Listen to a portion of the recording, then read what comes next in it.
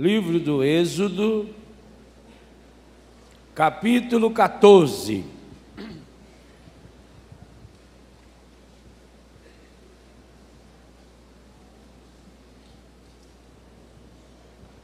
O povo de Deus, escravo no Egito, é chamado agora a fazer a experiência de uma vida nova. E depois que Deus havia realizado pelo menos 10 grandiosos milagres através de Moisés, as chamadas 10 pragas do Egito, ainda assim o faraó resolve perseguir esse povo. E o motivo que o faraó justifica é que não vai perder esse povo que trabalhava de graça para ele. Aqui nós sabemos muito bem, o faraó é a personificação do mal, é a personificação do demônio, é a personificação do encardido. E como ele está acostumado que nós trabalhemos de graça para ele, e alguns de nós até pagamos para trabalhar para ele, ele não quer nos perder.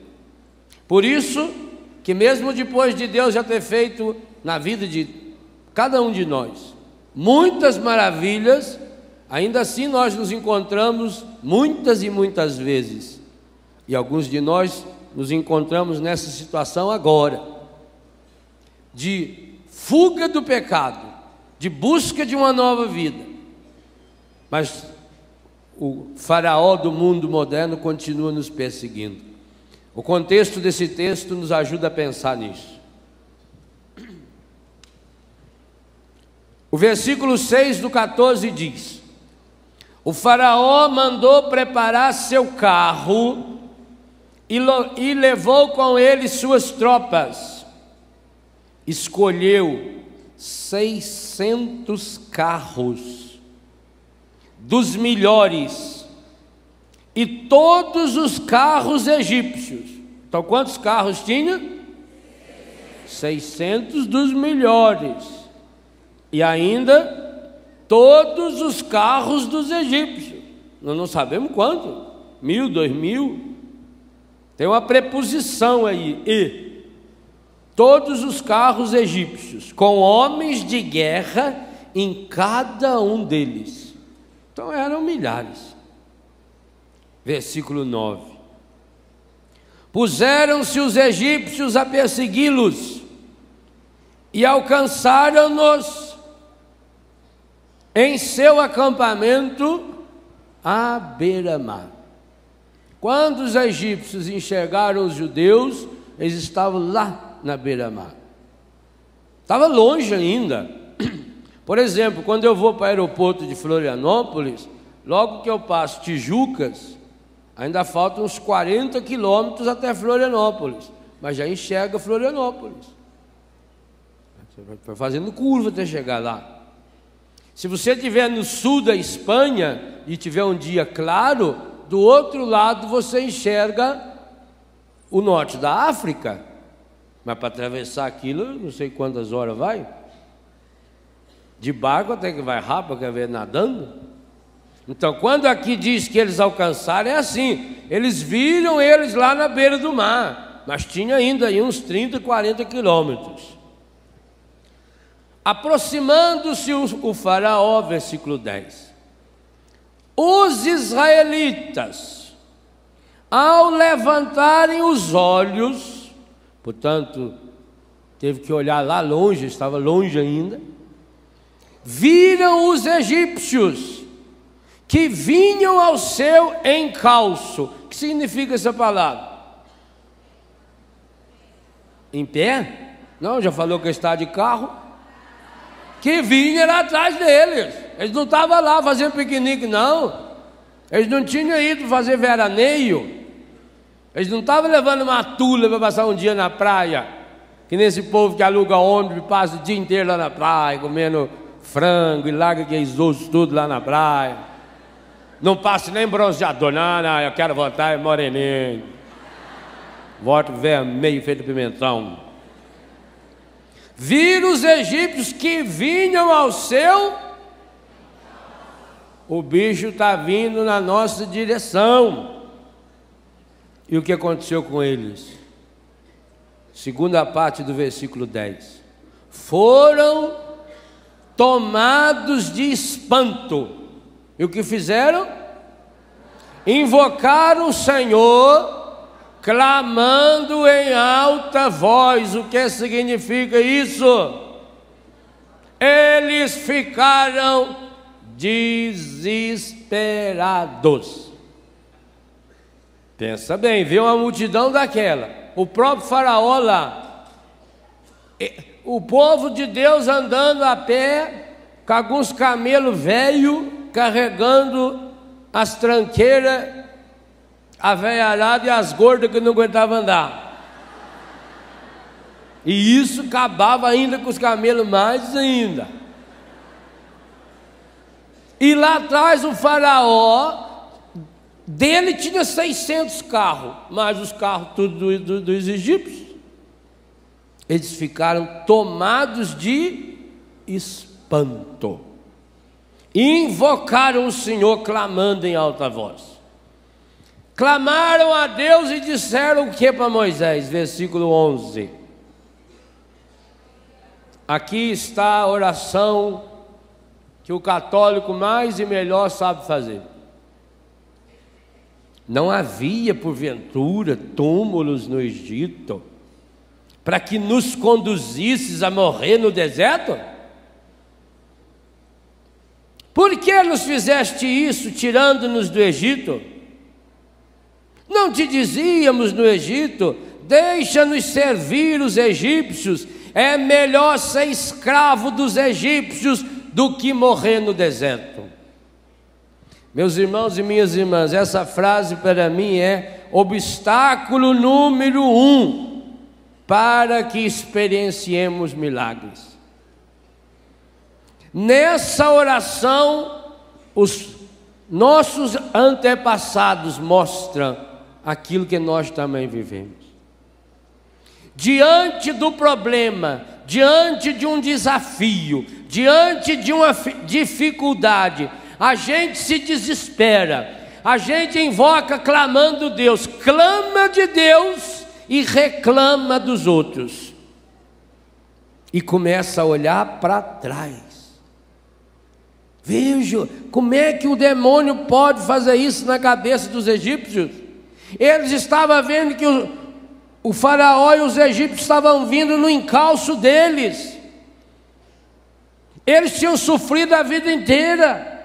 O começo do Êxodo diz que Deus ouviu o clamor do povo. Eles não aguentavam mais, eles estavam sofrendo feito uns condenados. Eles tinham perdido a dignidade de pessoa, eles tinham perdido a dignidade de gente. Eles não podiam mais ter filhos. Quando nascia uma criança desse, o que tinha que fazer? Matar, eliminar as crianças.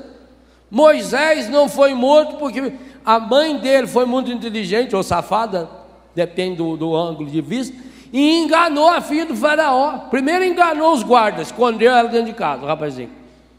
E depois pôs a irmã dele lá de butuca, fica olhando a hora que a faraona vinha tomar café, tomar banho.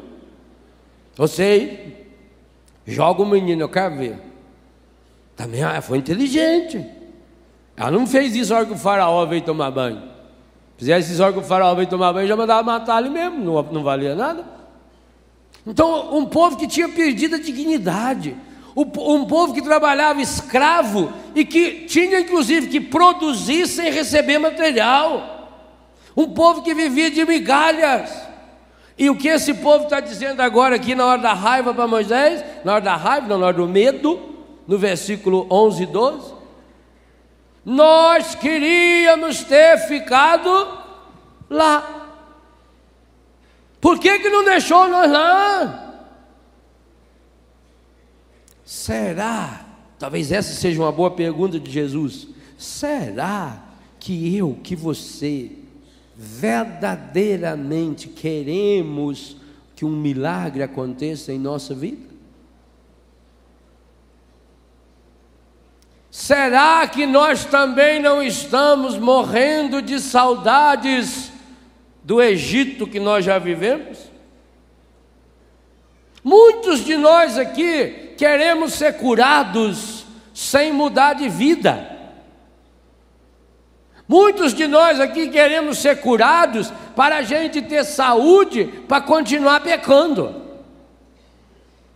É como um sujeito que é especialista em matar os outros. Ele tem uma espingarda daquelas chique que tem uma luneta em cima e ele ganha por cabeça. Cada um que ele elimina, ele ganha 100zão. Aí ele começa a ter problema no olho, ele não está enxergando mais, está dando uma catarata no olho. Aí ele faz uma promessa para Santa Luzia: olha, Santa Luzia, se eu curar meus olhos, de cada um que eu matar, eu vou dar R$30 para canção nova. Piada? Será que a gente não faz isso? Na prática, nós queremos ser curados para continuar pecando. Por que eu quero que Deus me cure? Para eu continuar vivo. Oh, que inteligência! Mas continuar vivo fazendo o quê? Sabe por que muitos de nós não somos curados? Porque nem na pior doença a gente mudou. O Dr. Roque Savioli está aqui, médico especialista, sabe disso, especialista em medicina e milagre, sabe disso. A coisa mais difícil que existe é mudar o comportamento de um adulto. Dificílimo.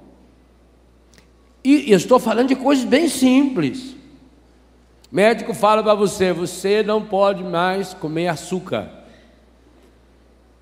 Quantas velhas acordam de noite? Velho também, moço também. Acorda de noite escondido para saltar a geladeira.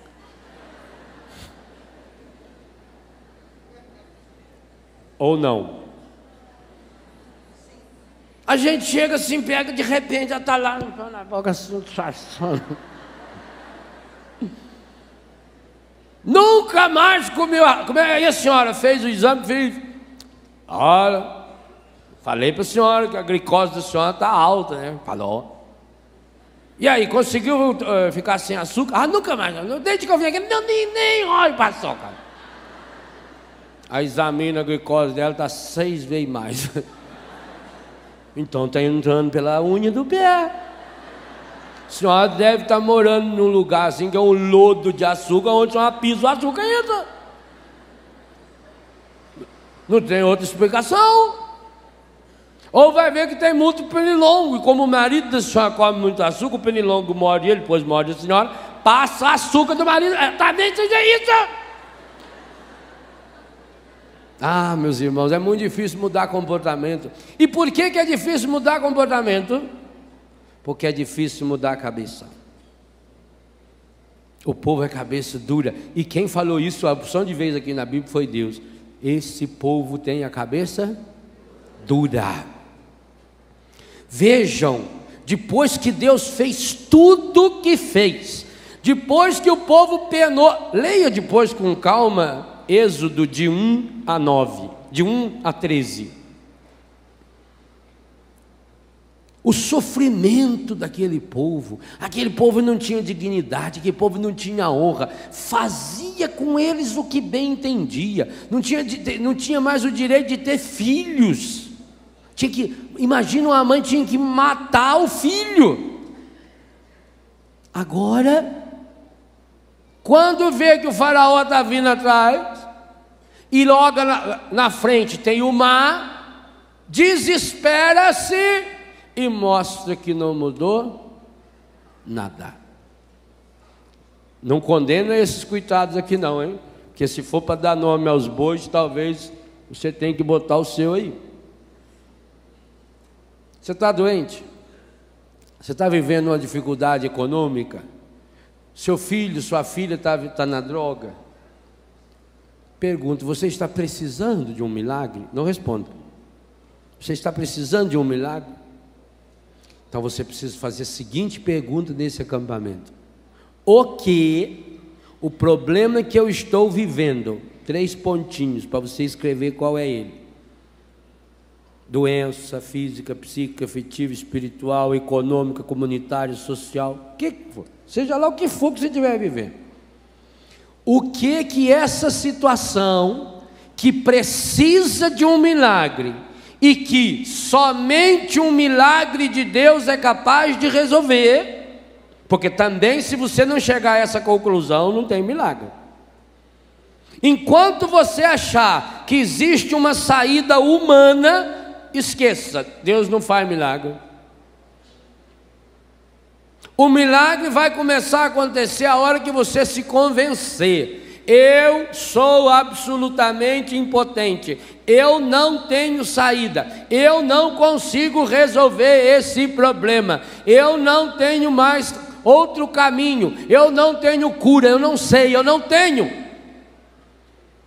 Ao conscientizar-se disso, é preciso fazer a seguinte pergunta: o que é que esse problema, essa doença, essa dívida, essa dúvida, o que é que isso mudou a minha vida para melhor? E digo a você, com toda a honestidade desse mundo, enquanto não respondemos afirmativamente a essa questão, não tem milagre. É um obstáculo, é uma barreira que impede-nos de enxergar e de abrir, porque o que eu falei ontem, para que um milagre aconteça precisa 100% humano, 100% divino, não precisa se preocupar. Deus é 100% sempre, sempre. O Pai faz chover sobre justos e injustos. Deus não precisa nem da sua fé para fazer milagre na sua vida. Precisa da sua fé para fazer a sua parte no milagre. Por quê? Gente, para entender o milagre, marca esse texto aí, porque nós vamos voltar nele. Para entender o milagre, nós precisamos entender os 2 personagens do milagre. Quem são os 2 personagens principais do milagre? Quem? Personagens principais do milagre. De um lado nós temos Deus, e do outro o ser humano. Por isso que nesse livro que Deus está me dando a graça de lançar nesse acampamento, que se chama Experienciar Milagres, há um capítulo em que eu faço essa pergunta: quem é Deus? E o segundo capítulo ao lado dele: quem é o ser humano? Enquanto não tivermos uma visão clara, quem é Deus, e uma visão clara, quem é o ser humano, não tem milagre. Por quê? Se para existir milagre precisa haver esse encontro 100% humano com 100% divino, se eu tiver uma visão distorcida de Deus, uma visão quebrada de Deus e uma visão estragada do ser humano, não tem encaixe, não se encontram. O encardido não pode impedir Deus de fazer milagre, nem você não pode. Romanos 11:29, os dons de Deus são irrevogáveis. Isso é uma lei espiritual, e a lei espiritual, assim como a lei natural, ela é irrevogável. Se eu jogar essa blusa no chão, o que acontecerá com ela? Muito bem, quem descobriu essa lei? Isaac Newton. Chama-se a lei da gravidade. Antes que Newton tivesse descoberto essa lei, se eu jogasse esse pelitozinho meio sudinho aqui no chão, por acaso ele não cairia? Ele ia ficar parado aqui? Não, o Dr. Newton não descobriu ainda a lei da gravidade, não posso cair. Ou por acaso ia subir? Não, porque o que o Newton descobriu é que a lei da gravidade, tudo Aonde tem gravidade vai para o centro da terra, pronto. Isso é uma lei, não foi o imperador que determinou, a partir de hoje toda a blusa que eu jogar cairá. Você sabia que foi Newton que inventou essa lei? Que criou essa lei, ou descobriu essa lei? Mas você já experimentou essa lei na sua casa? Inclusive às vezes com a oração israelita. Quando derrubou aquele prato, quando quebrou aquele copo, e aquilo foi caindo, e você fez aquela oração linda, aquele louvor israelita, não foi? A lei espiritual irrevogável. Os dons de Deus são irrevogáveis. Você vai lá na pior penitenciária do mundo, o pior criminoso do mundo, a unha dele cresce, o sangue dele corre, o coração dele bate, o cabelo dele cresce, porque são leis irrevogáveis. Ora, então volto no que eu dizia, o encardido não pode impedir Deus de fazer milagres, não pode, ele não tem esse poder. Que poder ele tem então? De desviar a nossa atenção, de fazer com que tenhamos uma ideia errada de Deus, e de fazer com que tenhamos uma ideia errada de nós mesmos. Então nós olhamos para Deus como se Deus fosse um velhinho que criou o mundo há 15 bilhões de anos atrás, mais ou menos. Há uma dúvida aí de questão de horas, se foi cedo, de tarde ou de noite. E que ele há 15 bilhões criou o mundo, investiu no mundo e agora está sentado lá numa cadeira de balanço, esperando o retorno do investimento que ele fez. Outros até se dizem cristãos, mas dizem, não, Deus é indiferente, Ele criou o mundo tem as suas próprias leis, e Deus está lá, Ele não interfere. São ideias, filosofias a respeito de Deus. Eu falo nesse livro Experienciar Milagres. Alguns anos atrás, alguns anos não, já tem muito, existia aquilo que chama-se o ateísmo filosófico. Ateu era aquele que negava Deus. Entrou em desuso. O último ateu sério que existiu nesse mundo morreu já tem uns 30 para 40 anos. Jean-Paul Sartre. E depois, uns 20 anos depois, a mulher dele, Simone de Beauvoir. Depois disso não tem mais nenhum ateu. Tem aqueles que se dizem ateu, mas nem eles mesmos não acreditam nisso, então não adianta. Passou o ateísmo, o mundo entrou na era do humanismo. O humanismo tem um nome bonito, o valor do ser humano. Esse humanismo veio à tona de modo especial a partir da Segunda Guerra Mundial, porque a Segunda Guerra Mundial, ela foi um escândalo sobre o valor e a dignidade da pessoa humana. A bomba atômica de Hiroshima e Nagasaki,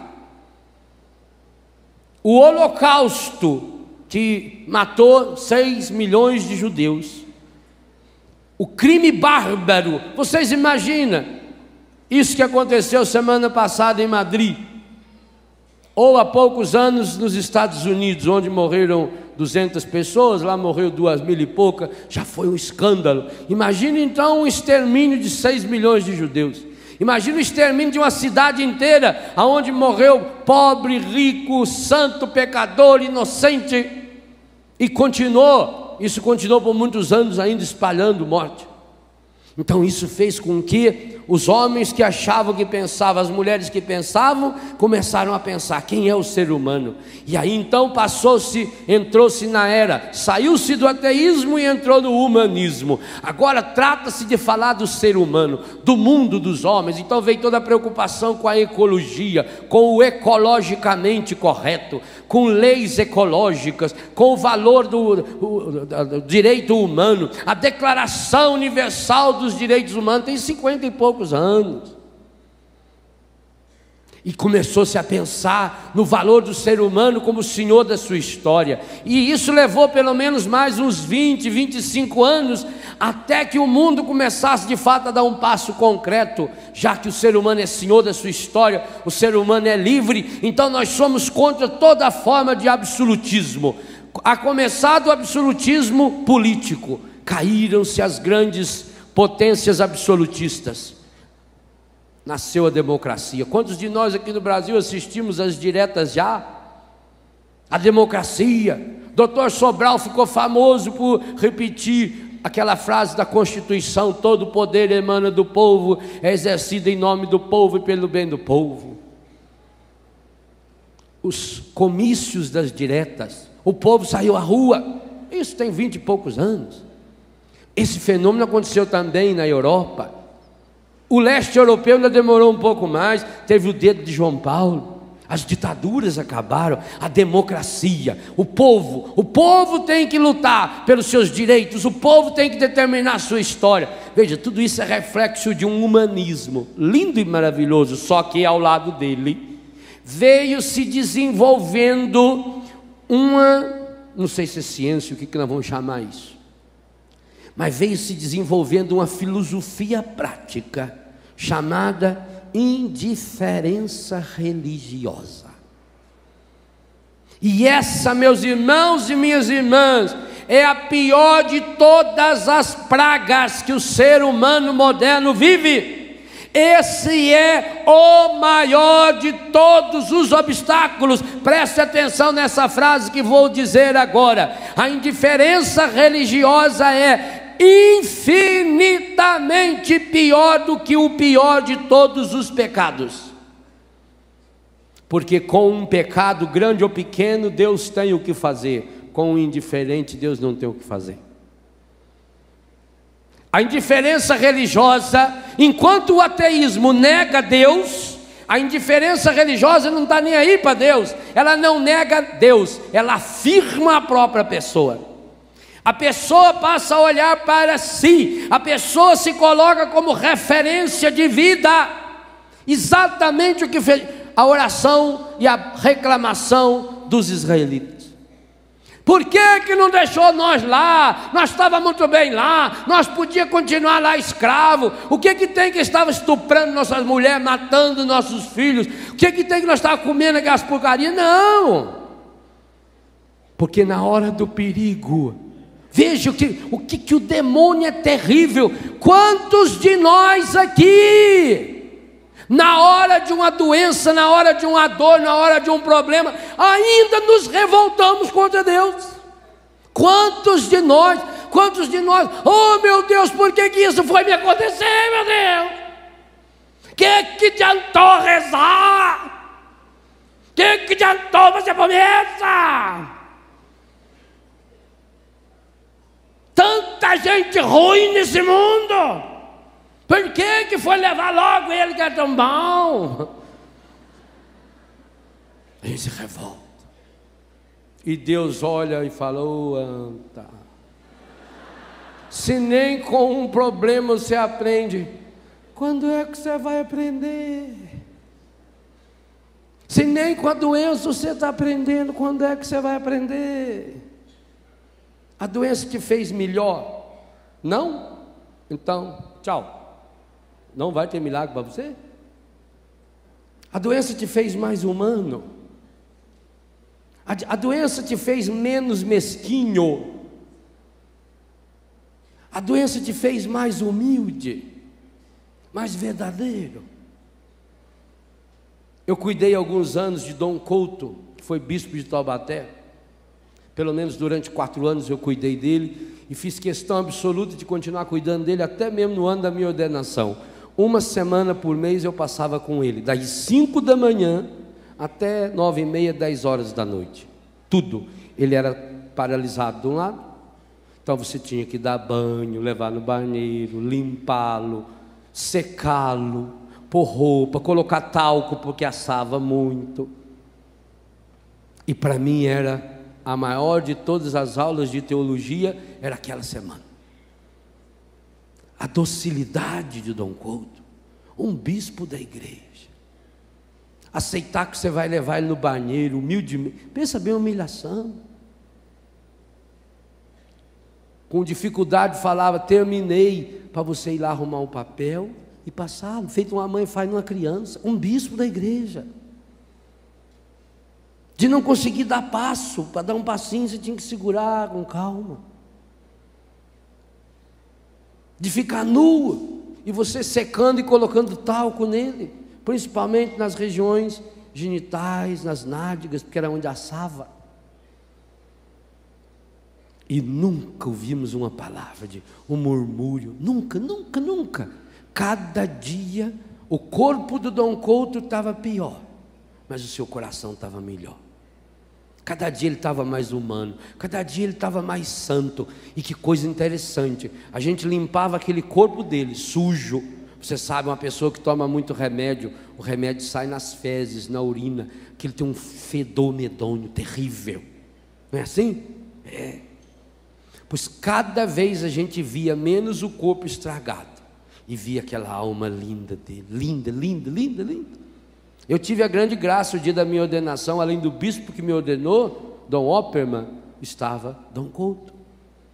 Precisou da ajuda do Dom Opperman para levantar a mãozinha esquerda, porque ele era mole. A única mão que eu sei que quando pôs na minha cabeça foi a dele. Tinham 50 padres, 2 bispos, ficava com os olhos fechados. A hora que ele pôs a mão eu sabia que era dele. Aquela mão pesada assim, fria. A doença foi melhorando a cada dia. O corpo foi piorando, cada dia. E foi piorando muito. Depois ainda ele levou alguns anos até morrer, e piorou muito. Babava, já não conseguia comer direito, já não conseguia dormir direito. Mas a alma estava cada dia melhor. Então eu queria perguntar isso a você hoje, meu irmão. A sua doença, a sua dívida. Quantas pessoas, quando vem uma dívida, uma desgraça, piora? Quanta gente, quando perde um emprego, vai para o boteco beber? Nós precisamos fazer economia. O maço de cigarro continua no bolso. Está desempregado, continua fumando. Aí Deus olha, e a pessoa fala, ai meu Deus, me ajuda a arrumar um emprego. Aí Deus olha e fala, não está precisando não. Pois enquanto tem 1 bilhão de pessoas passando fome, ele está queimando dinheiro, ele é louco, não ganha dinheiro e queima dinheiro, é problemático. Você melhorou? Ou você pega o prato de comida e reclama? Mas eu não consigo comer, e não vai conseguir mesmo. Talvez na hora que viesse aquele prato de comida que você não consegue comer, começasse a agradecer a Deus, mudaria. Não Deus. Deus não precisa mudar, gente. A oração não é para mudar Deus. A oração é para mudar me.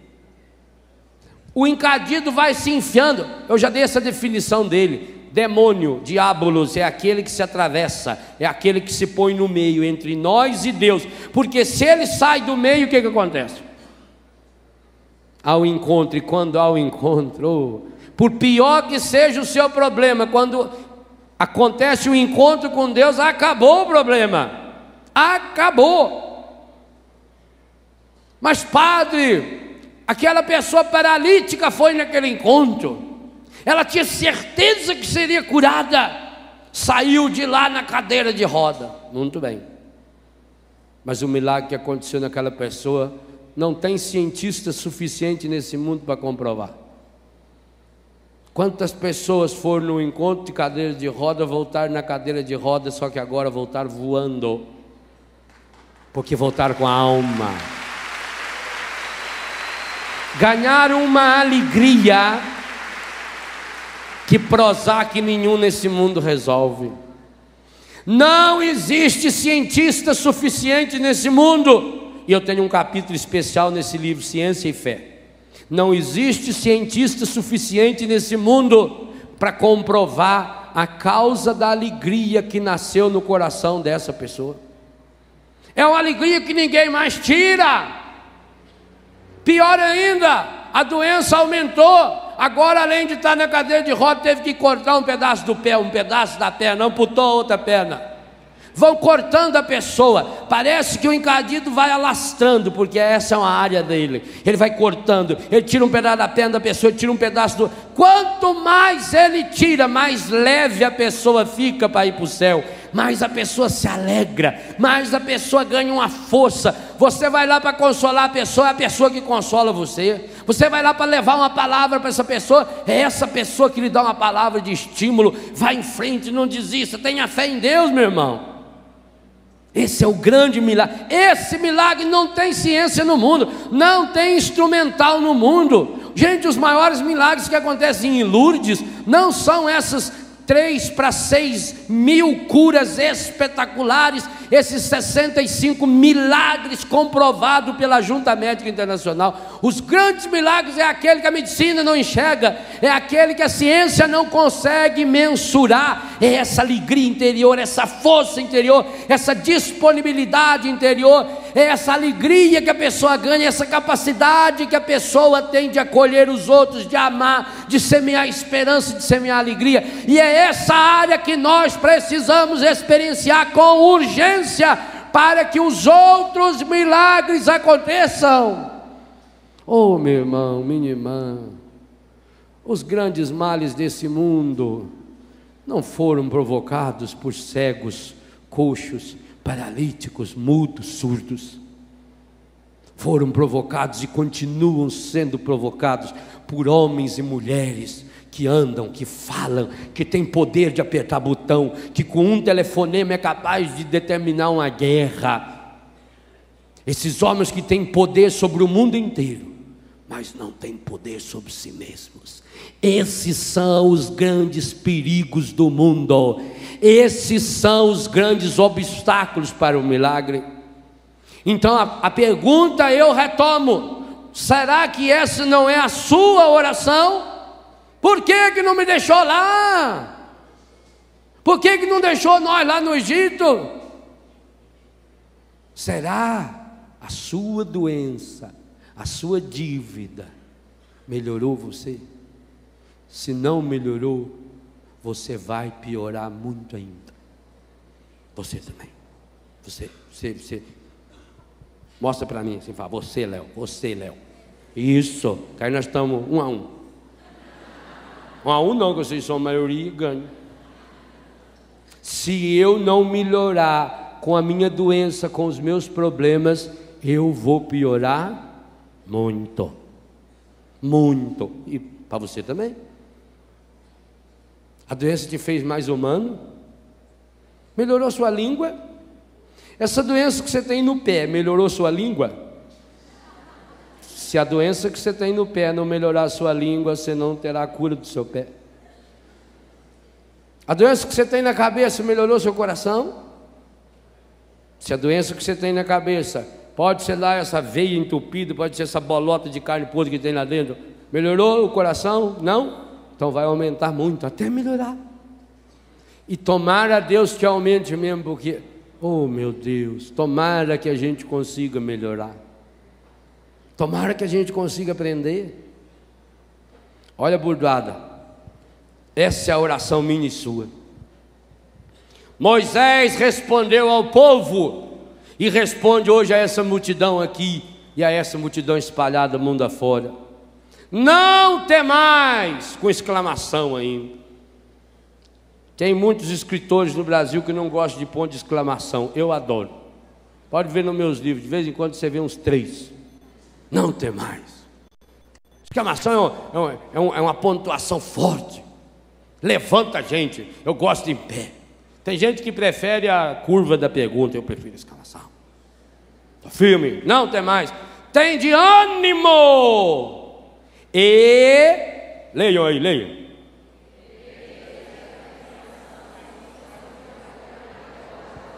Que dia o Senhor operará essa libertação? Hoje, que dia? 20 de março, primeiro dia do outono brasileiro. Às 3h49 da manhã começou o outono. Não sei quem ficou olhando lá para ver se está vendo. Tabita, tá chegando, outono tá chegando, marca aí. Mas chegou, hoje é outono. Lá na Europa já é primavera. Lá é amanhã, eles são um pouquinho atrasados que nós, só amanhã começa lá. Hoje. Mas para que o Senhor possa operar, tende ânimo, levanta sua anta, saia desse buraco. Da música, levanta anta, você podia fazer, Ricardo. Levanta anta. Depois pode cantar em inglês.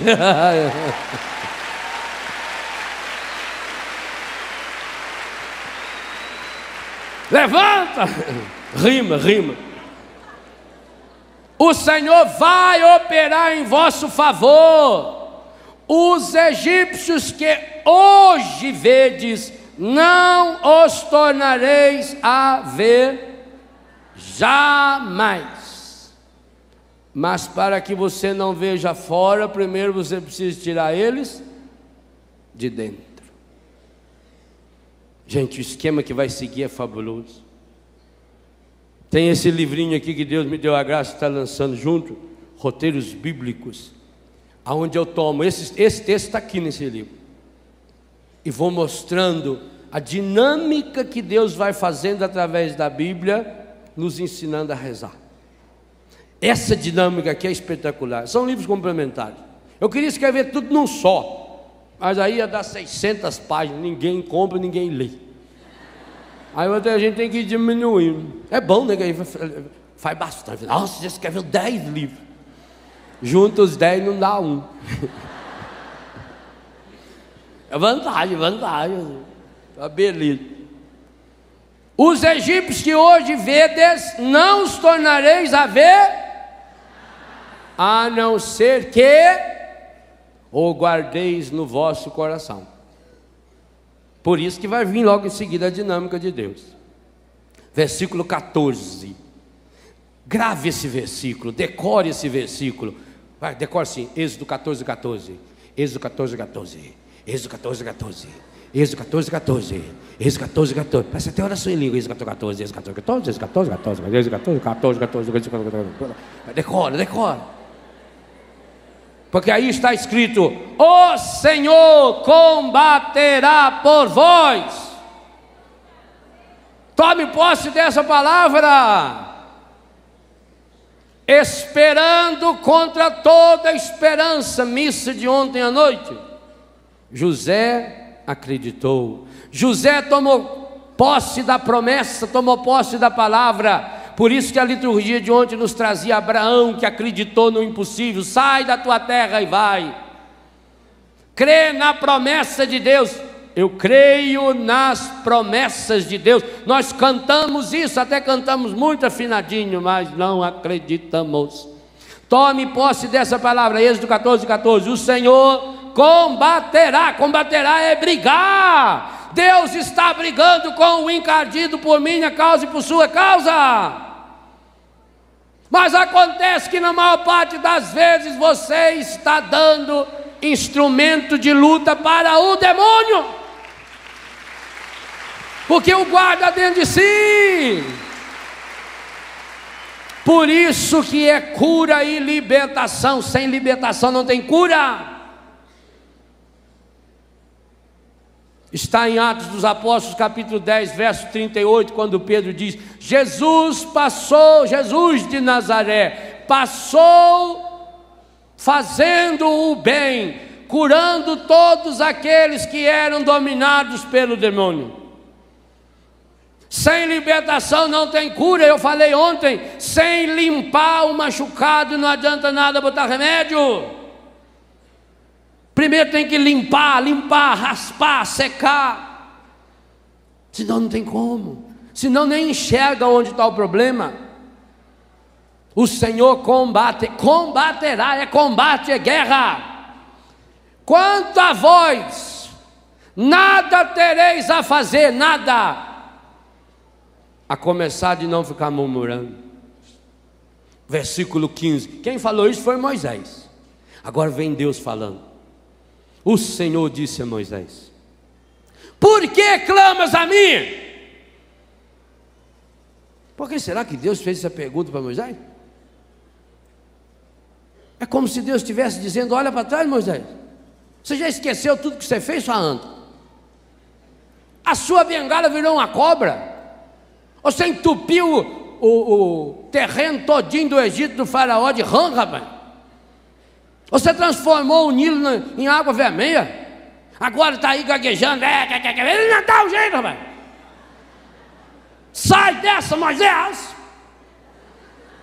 Dize aos filhos de Israel que... Está escrito o que aí? Que se ponha a caminho. Para de reclamar, para de ficar lá muriando, para de ficar olhando para trás. Há dois lugares que a gente olha muito quando a gente está doente, quando a gente está com problema. Ou a gente olha muito para trás, ou a gente olha muito para dentro da gente. E fica, por que isso? Por quê? Porque morre, filha da mãe. Que se ponha a andar. Deus está dando essa ordem. É muito simples falar, não é não? Só que tinha um probleminha. Atrás, de longe, uns 40 quilômetros, via o exército do faraó com cavalo, cavaleiro, carro, automóvel, ônibus, trator. E na frente tinha um pequeno obstáculo: o mar. Caminha.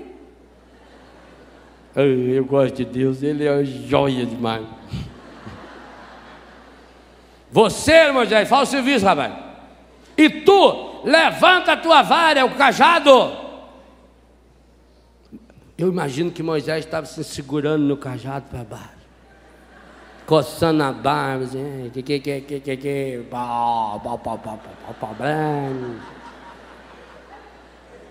levanta a mão sobre o mar e fere-o, para que os israelitas possam atravessá-lo a pé enxuto. Que coisa tão simples! Está na mão de Moisés. Levanta o cajado, levanta a cabeça, põe a caminho, fere o mar. Ao menos põe, Moisés, ao menos dá uma chance. Entra no mar, senão não tem como abrir. Porque falou que os israelitas iam atravessar o pé enxuto, mas Moisés teve que molhar o pé e a mão, não teve?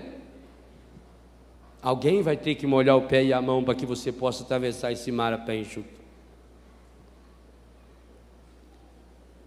Versículo 19. O anjo de Deus, que marchava à frente do exército dos israelitas, mudou de lugar e passou para trás. Eu acho isso espetacular. Oh, meu Deus, eu não estou vendo mais o Senhor. Por que, Senhor, que na hora dessa dor, por que na hora dessa angústia eu não enxergo o Senhor? Ele está aqui atrás. Eu estou aqui, suada. Eu estou segurando aqui as antas maiores lá. Por isso que ele se pôs para trás.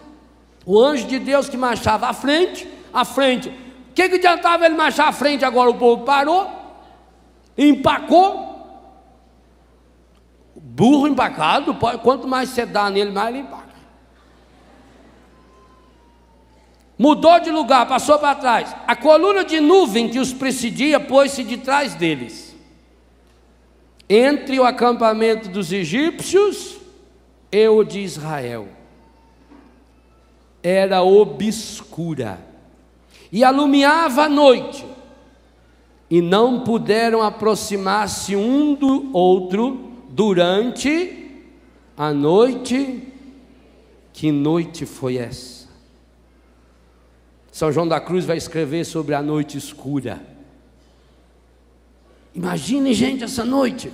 O que será que estava na cabeça dos israelitas? E eles não estavam enxergando nada, mas eles são tão bestas que eles eram bem capazes de achar que egípcios estivessem enxergando e que estavam vindo na direção deles. Não é assim que nós fazemos? Quando você está no problema, você não imagina sempre o pior? Eles estavam em que lugar mesmo? Que lugar estavam os israelitas? Na beira da praia, lugar muito silencioso. Cada barulho de onda, cada onda que quebrava, a perna deles tremia. Ai, eles estão chegando, ai meu Deus do céu. Vai lá na beira do mar escuro e fica escutando para você ver. Vai uma pessoa medrosa, morre. Qualquer barulho a pessoa já acha que é assombração, não tem mais assombrado, estão gastando corrente aqui em cima. É morcego andando lá. É gambazinho que fez ninho, você já está achando que é assombração. Moisés estendeu a mão sobre o mar. O Senhor fê-lo recuar com um vento impetuoso. Misericórdia. Além do barulho do mar, agora tinha um outro barulhinho. Um vento impetuoso. O que é impetuoso? Forte, que causa ímpeto. Aonde estavam os israelitas? Na beira do mar. E quando venta muito na beira do mar, o que acontece? A água salgada vem nos olhos da gente. Além disso, levanta aquele areião e a areia vai cortando a cara da gente numa dor danada.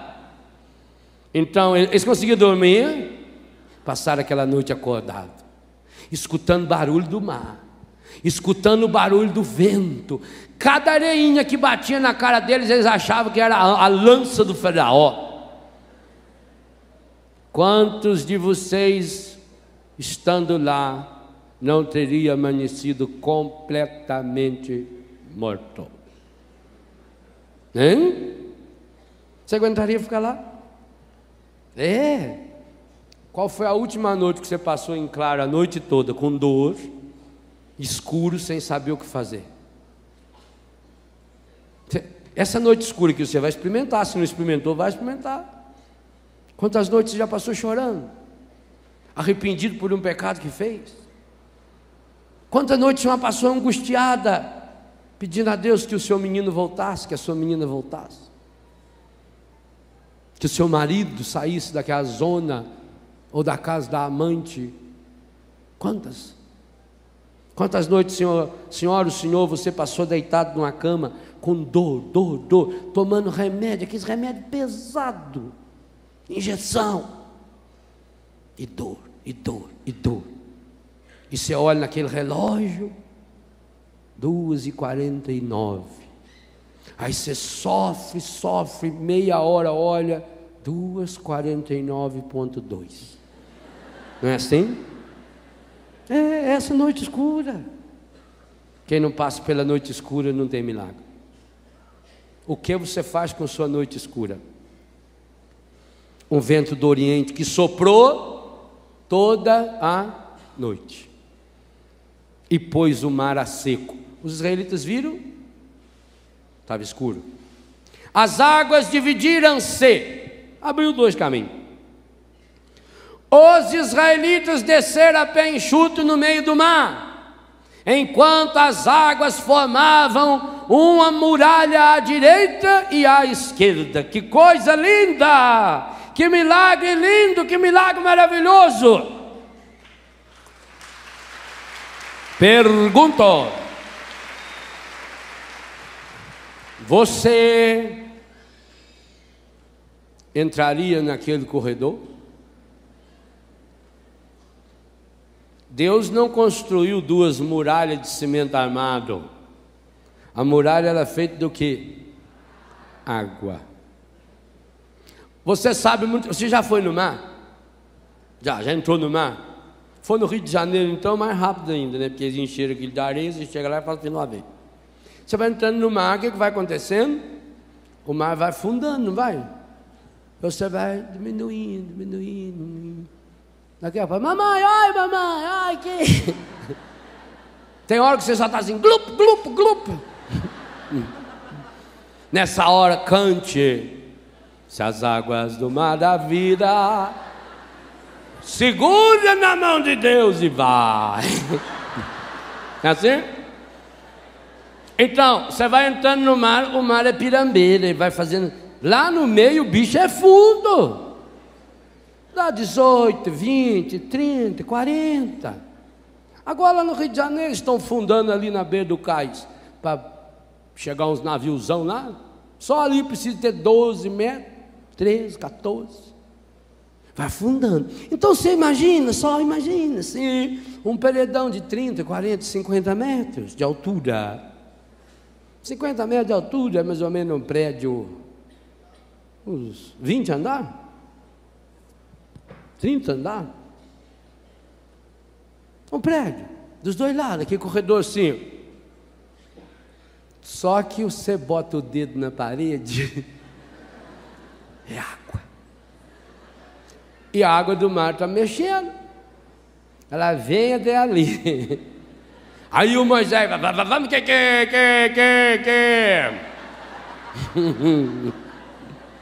Aí você entra. Você já deve ter entrado num corredor, já viu uma coisa.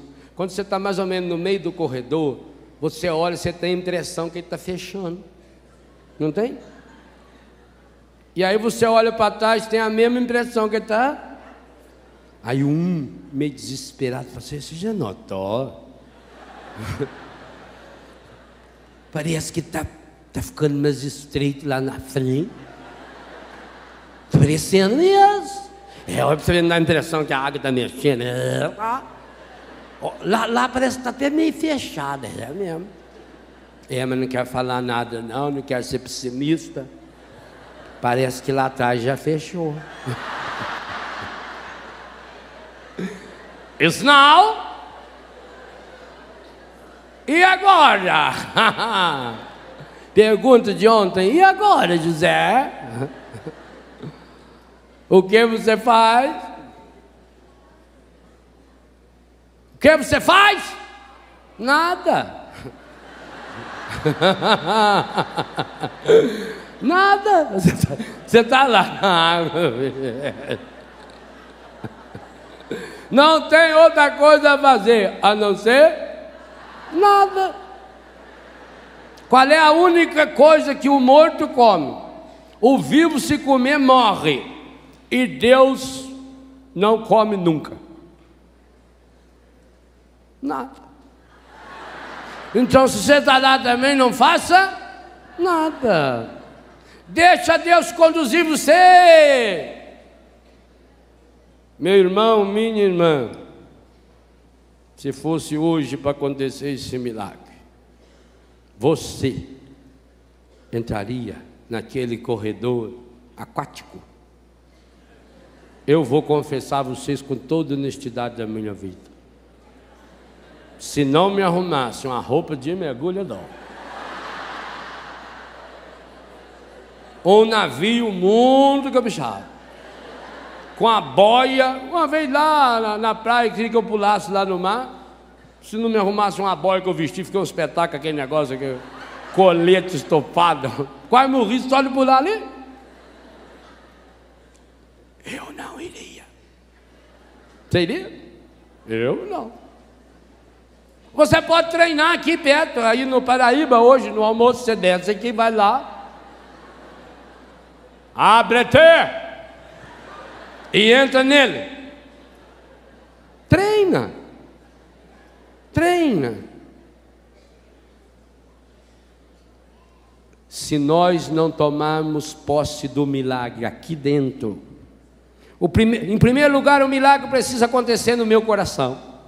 Eu já falei isso aqui no acampamento passado. Tudo na vida que existe de concreto lá fora, primeiro existiu na cabeça, e antes de existir na cabeça, existiu no coração. O maior problema nosso, não experimentamos milagres fora, porque não pensamos em milagres. Pensamos no pior. Pensamos na desgraça, pensamos que nada vai dar certo, pensamos que tudo vai dar errado. E ficamos julgando, fazendo que nem os israelitas, jogando a culpa, porque você tirou nós de lá, Moisés. Ora, gente, o Moisés tinha condição de pegar à força 600 mil pessoas e pôr eles para ir no deserto? Foram porque quiseram aquelas andas. Ninguém é culpado pelo mal que você está vivendo, não. Pare de culpar pessoas, pare de culpar a sua família, pare de culpar o passado. Pense no milagre em primeiro lugar. Mas para pensar nesse milagre, gesta o milagre. Exupéry dizia: só se vê bem com o coração. E eu completo nesse livro Experienciar Milagres: só se vê milagres com o coração de Jesus. Enquanto não chegarmos a enxergar com o coração, é preciso ir além da razão. O milagre não contraria as leis racionais. O milagre só vai além das leis. Ora, padre, mas é irracional o mar se abrir. É irracional também que o mar só vai até naquela beirinha da praia e volta até ali. Quem pôs esse limite? Não é irracional também? O milagre não contraria a razão. Ele vai além da razão. O milagre não contraria a ciência. Ele vai além da ciência. A ciência procura as causalidades. A ciência trabalha com a causalidade, com as causas do problema. A fé trabalha com a finalidade. Ela olha para o fim, ela olha para longe, ela olha para a meta, ela olha para onde Deus está me chamando. E eu queria dizer a você com todas as forças do meu coração: hoje, no calendário de Deus, é o dia que Ele marcou para realizar grandiosos, maravilhosos, espetaculares, estupendos milagres na minha e na sua vida. Por isso é preciso que você faça o que esse povo fez. Levante, avante, coragem, não olhe mais para trás. Lance fora tudo que você já lançava aqui na oração da manhã, toda a renúncia que você já fazia. Você fez essa renúncia com a sua inteligência. Você acompanhou a Salete, você falava com a sua boca, você pensava com a sua inteligência. Agora é preciso que você comece a lançar fora essas contaminações estragadas com o seu coração. Se você não vê com o coração, você não enxerga o essencial. Se você não enxergar com o coração de Jesus, você não enxerga milagres. Então diga hoje para Deus: eu quero enxergar milagres, eu quero tomar posse do milagres. Pai santo, Pai querido, Pai amado, o Senhor sabe que eu estou mergulhado no pecado, mergulhado na doença, que eu não acho saída para essa minha situação, para esse meu problema, para essa minha enfermidade, e que tantas e tantas vezes, Pai, mesmo sabendo que essa minha doença, que essa minha enfermidade, que essa minha dívida, que esse meu problema foram consequências de erros, pecados que eu fiz, que fizeram comigo, erros e consequências da minha história, eu não tive coragem ainda de tomar o meu coração e colocá-lo em suas mãos. Eu estou gestando no meu coração, eu estou fazendo nascer cada dia no meu coração,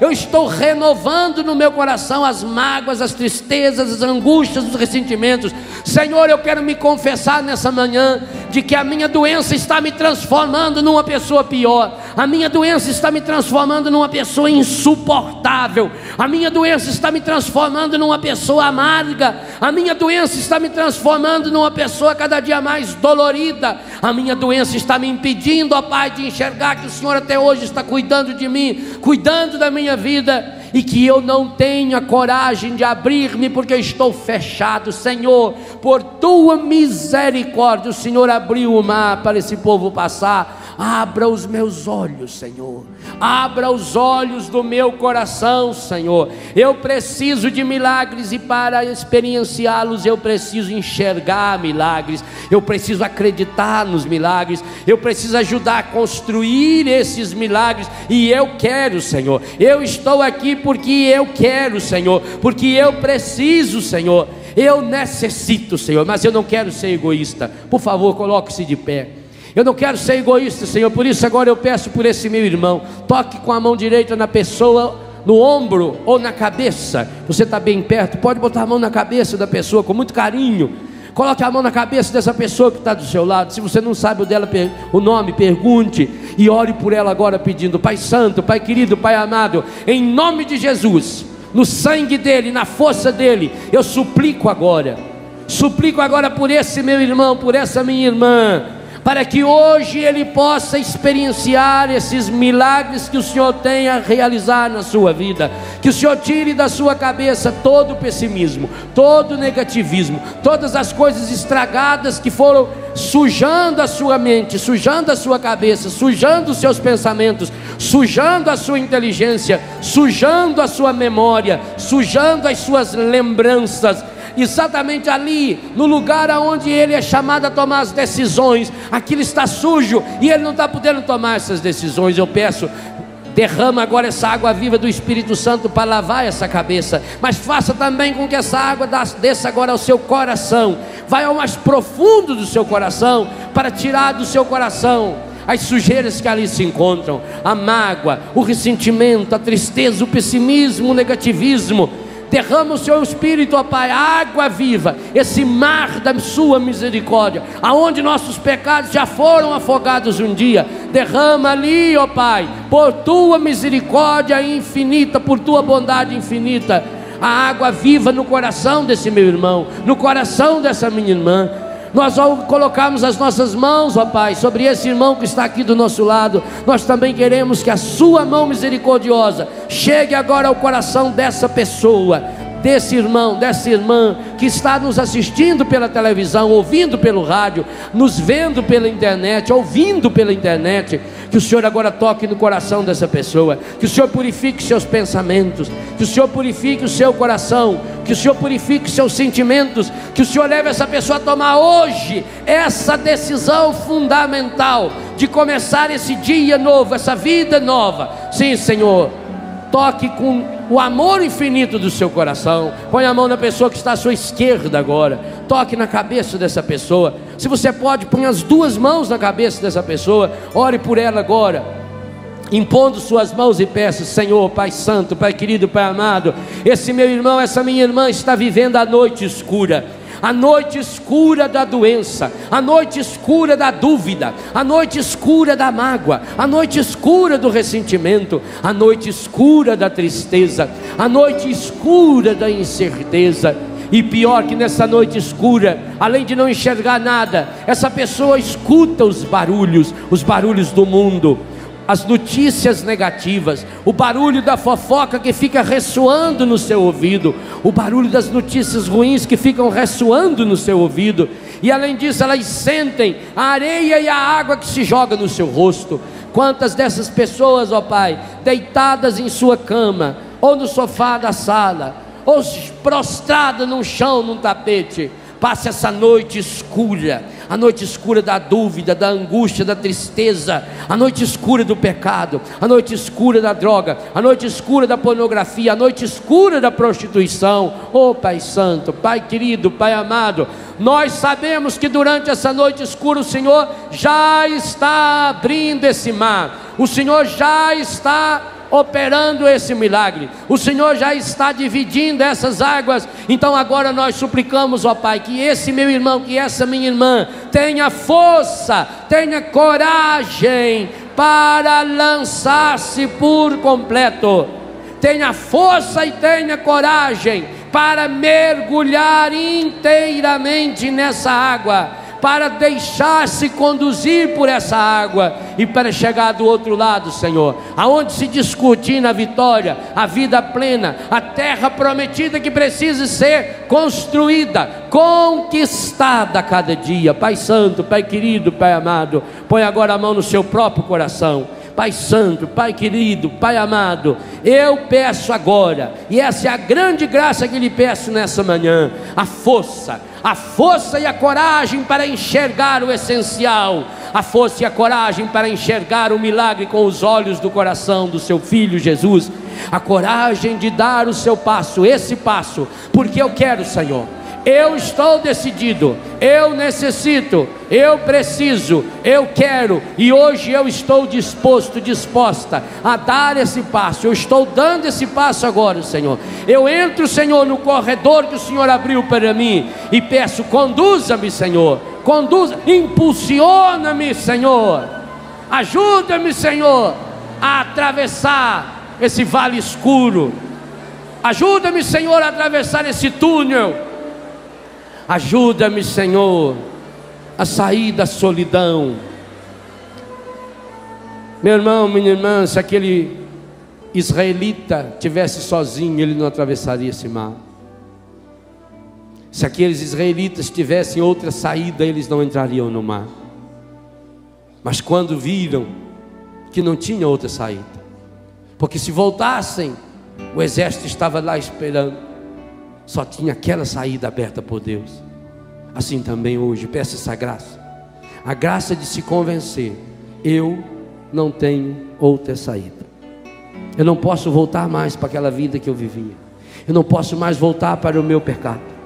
Eu não posso mais voltar, porque lá está me esperando, lá na minha terra, na minha cidade, na minha casa, lá está me esperando o exército do faraó, montado nos cavalos e cavaleiros do ódio, do ciúme, da inveja, da pornografia, da violência, dos vícios. Eu não posso voltar, porque se eu voltar, e eu tenho saudade, Senhor, o Senhor sabe que eu tenho saudade.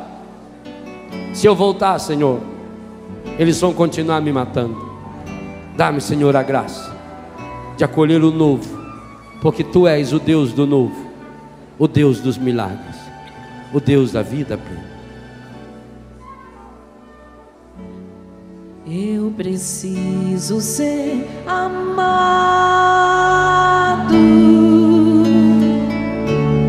e amar, ser perdoar. Estenda sua mão para o alto. O caminho é Jesus, o caminho é Jesus, o caminho é Jesus. O caminho é Jesus, o caminho é Jesus, o caminho é Jesus. Eu procuro a verdade, eu procuro a verdade, ver a Deus, eternidade, ver a Deus, eternidade. A verdade é Jesus. Ouça, é Jesus. A verdade é Jesus. Diga bem forte. A verdade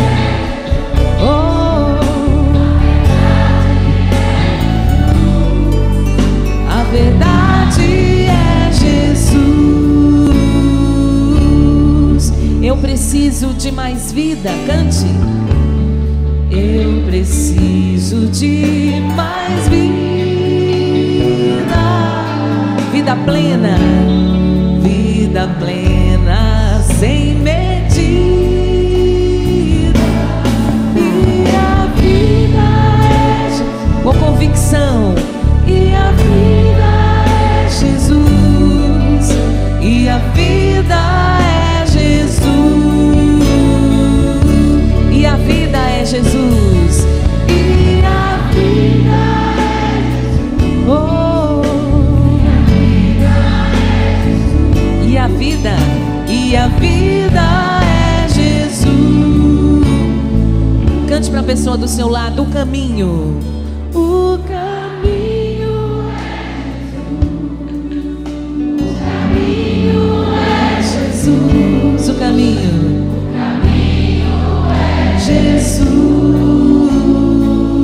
A verdade, mais uma vez, cante para ela. A verdade é Jesus. Oh, a verdade é Jesus. A verdade é Jesus.